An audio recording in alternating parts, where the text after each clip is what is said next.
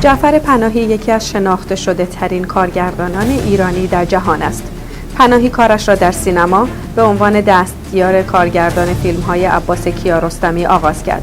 بسیاری از فیلم‌های او تصویری صریح و انتقادی از مشکلات جامعه ایران ارائه می‌دهند که این امر سبب اعمال محدودیت‌هایی برای نمایش آثارش شده است. کاری نمی‌کنی ولی انقدر نگاه می‌کنی که همه می‌فهمن. تا اینجاش هم پدرم در اومده. آخر یه کاری می‌کنی نتونم برم. خدا کنه برید.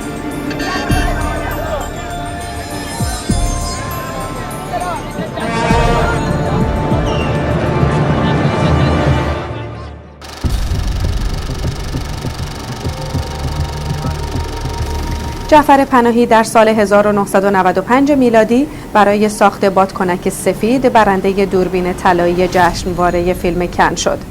او در سال 2000 میلادی با فیلم دایره برنده جایزه شیر طلایی جشنواره فیلم ونیز و در سال 2006 میلادی برنده خرس نقره‌ای جشنواره بین‌المللی فیلم برلین برای فیلم آفساید شد.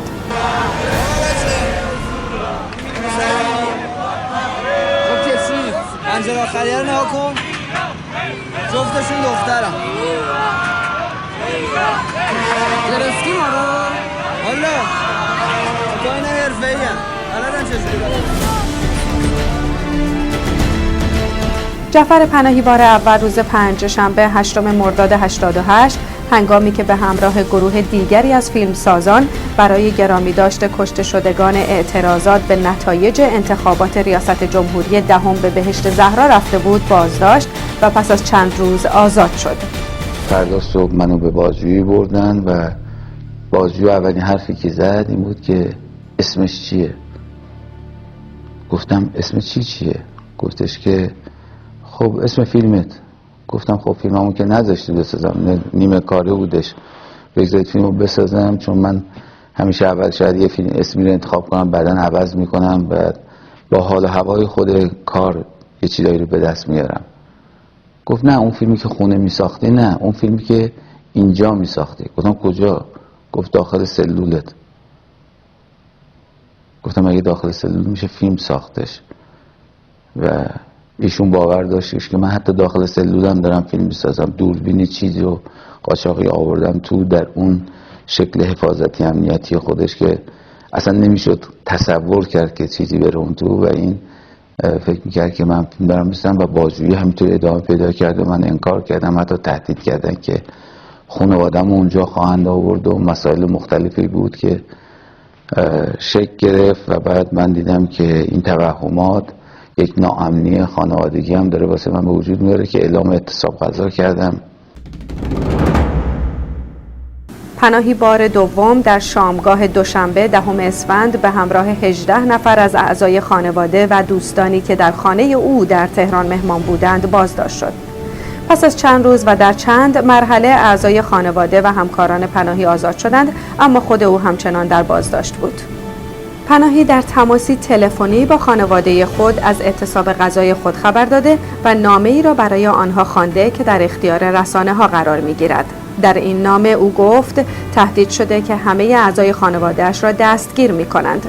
پناهی در این نامه می‌نویسد صبح روز یکشنبه مرا به بازجویی بردند و متهم کردند که از داخل سلول فیلم برداری کردم که دروغ محض است و سپس تهدید کردند که تمامی اعضای خانواده‌ام را دستگیر و به اوین منتقل خواهند کرد و دخترم را به بازداشتگاهی ناامن در رجایی شهر خواهند فرستاد و با این حرفها قدرت تجزیه و تحلیل را از من سلب کردند.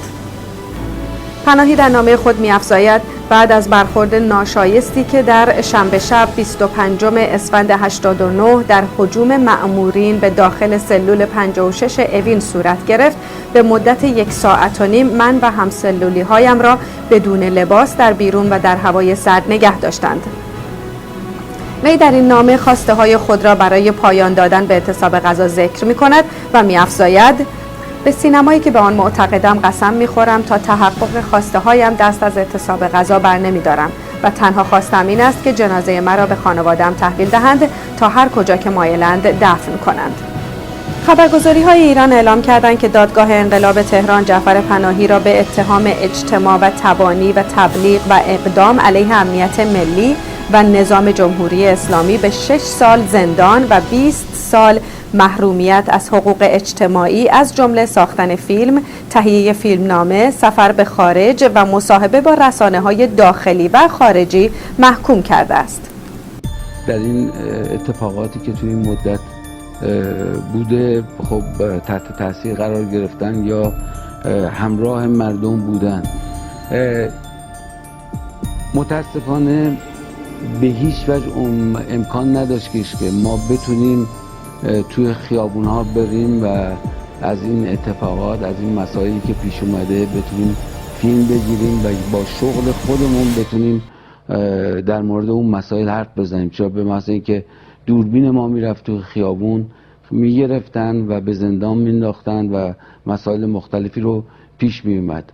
به همین خاطره که دیدیم وقتی ماها نتونستیم کار کنیم، حالا مردم خودشون با این موبایل های ساده اومدن وسط خیابون و اونها به دنیا گفتن که در ایران داره چه اتفاقی میفته.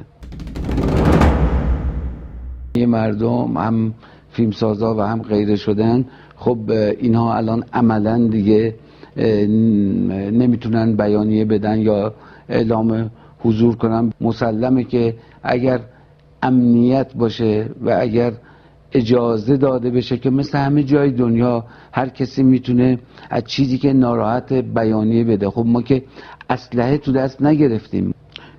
در این مدت چند بار منو بردم برای بازجویی های 3 ساعت و نیمه 4 ساعت و نیمه بوده و اونقدر این جرمای عجیب و غریبی به من گفتن که اصلا خودم هم نمیتونستم متصور بشم.